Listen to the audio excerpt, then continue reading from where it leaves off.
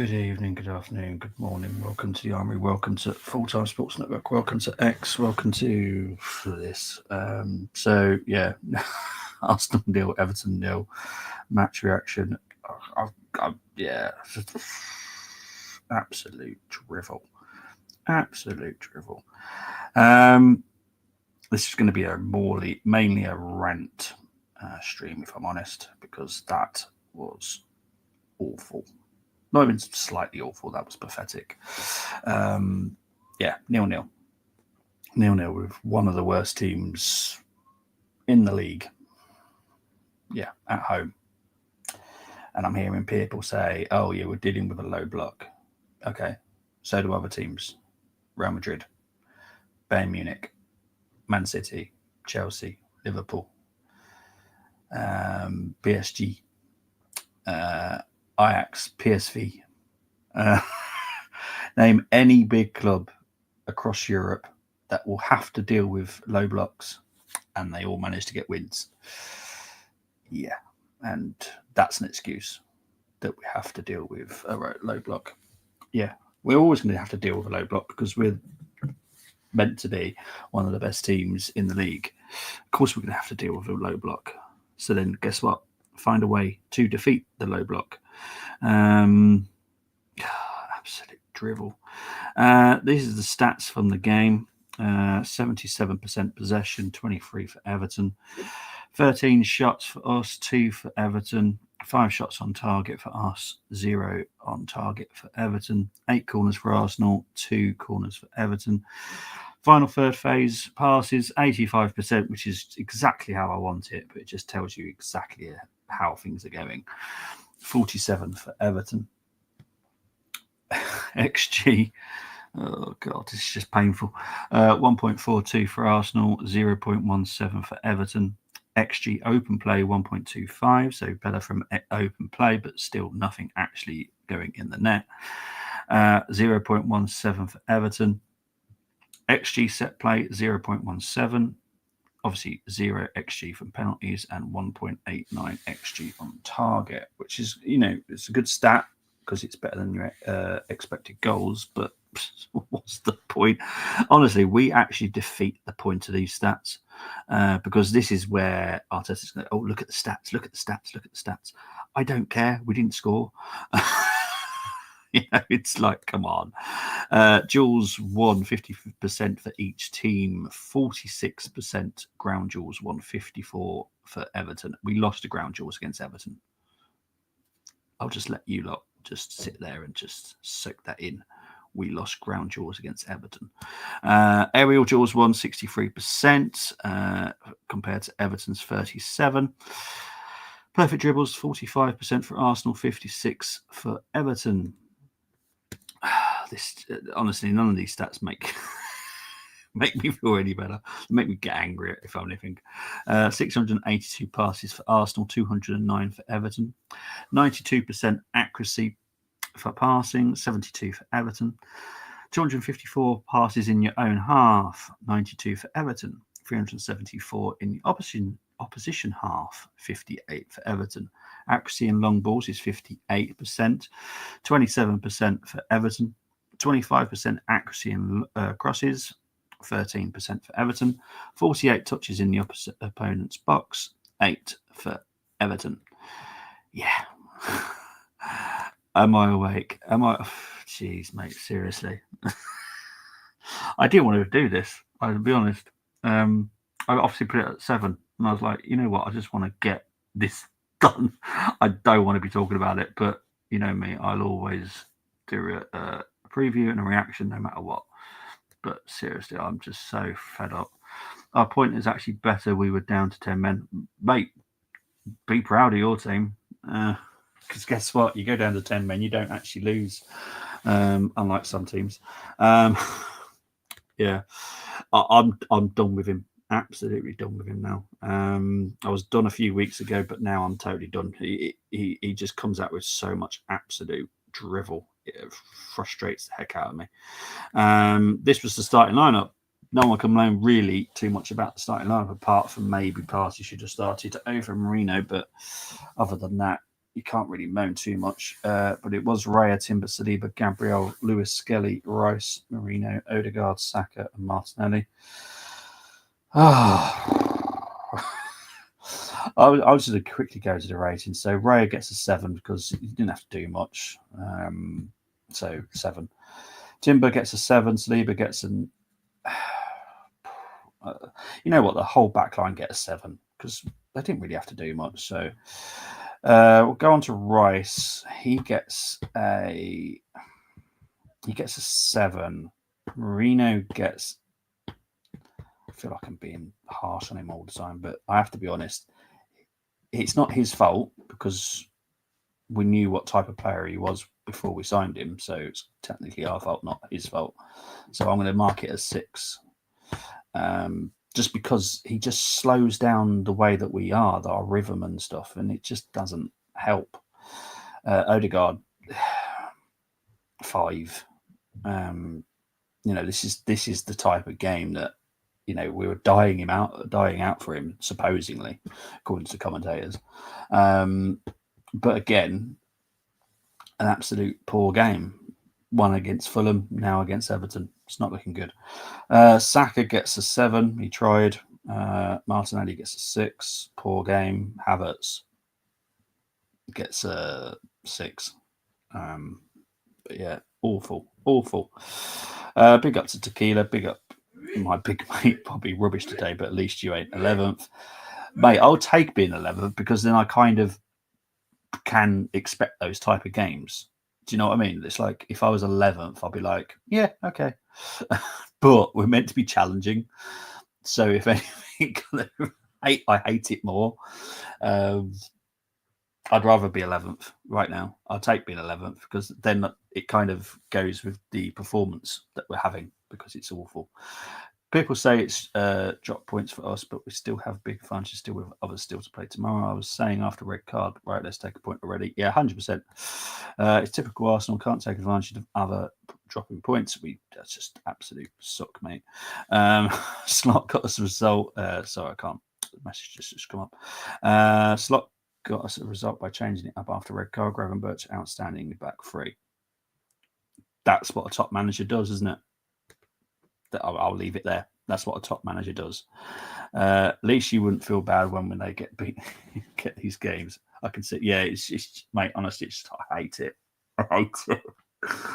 Oh Christ. Yeah. Honestly, Tequila. Yeah.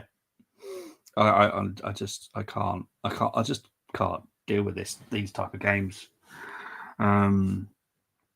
He's made us regress, and that's the annoying part. He has made us regress. No one else. He's the one that chooses the way that we play. He's the one that chooses the signings that actually do come in. And we've signed Marino, good player, don't get me wrong. I'm not knocking the player's quality, but he doesn't suit the system that we play.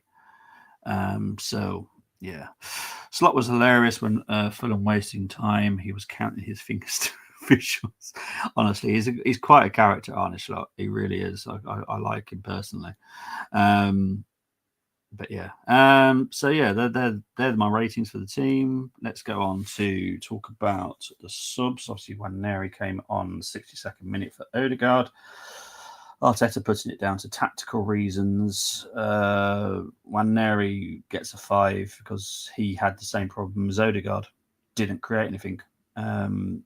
Everyone knows I love him, and I do, but it didn't change the way that we went around the game. It changed nothing. So, if anything, if you're going to bring Waneri on, put him somewhere else and have Odegaard on as well. I would have brought him on for Martinelli, put him on the left, put him on the right, somewhere different than doing exactly the same thing. If it wasn't working, why is it going to all of a sudden change with a 17-year-old coming on? It's just not going to work. Of course, after Slater Nunes, he gets assist for Jota.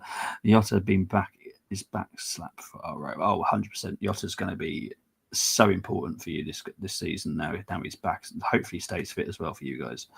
Jorginho came on for Rice. Rice had a niggle which came up, so he had to come off. So Jorginho's done now, as far as I'm concerned. So he gets a 6. Thomas Partey came on for Marino. Much better, 7. This is why we should have started him in the first place.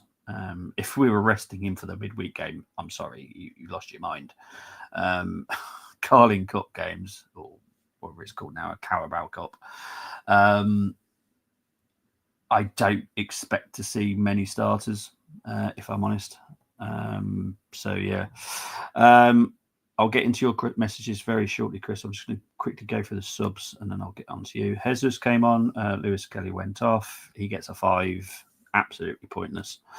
Trossard came on for Martinelli and he's going to get a 6 because at least he tried, but we were just failing today in every aspect. So before I score the coaches, let's quickly get into Chris's messages.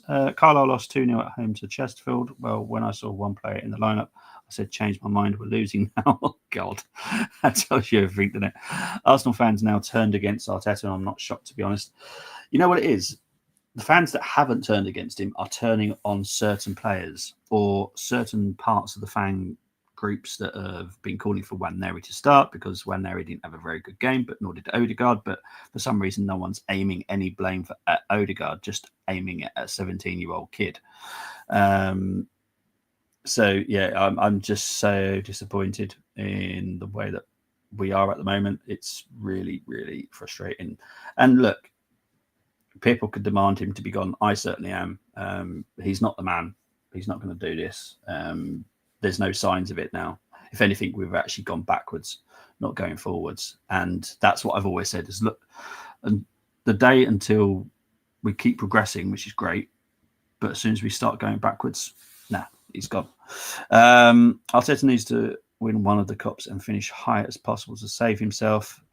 He needs to do that, but he also needs to wake up to the fact that he's done this himself.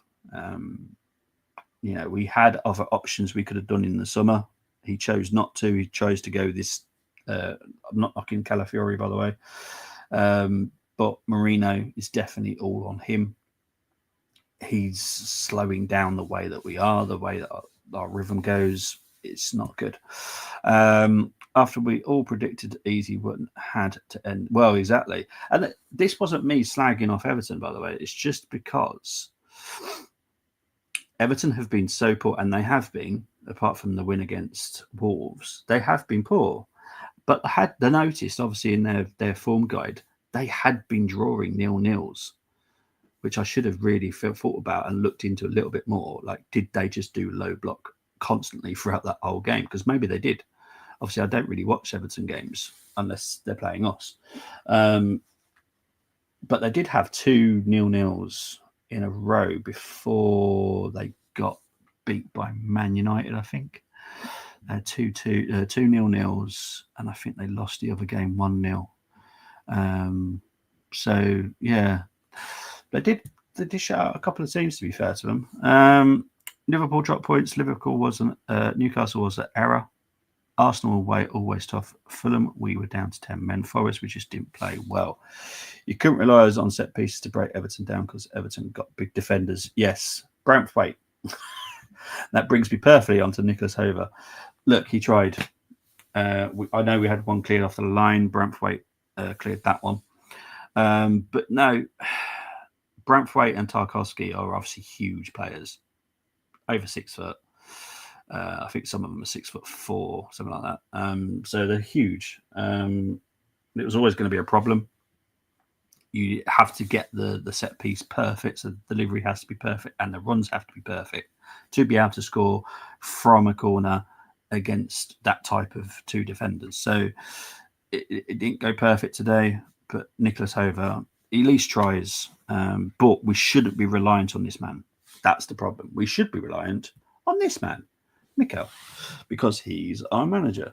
And if he doesn't get it right, then, yeah, it's just not good. There has been a goal in the game between Forest and Villa, by the way. Duran has just scored for Villa.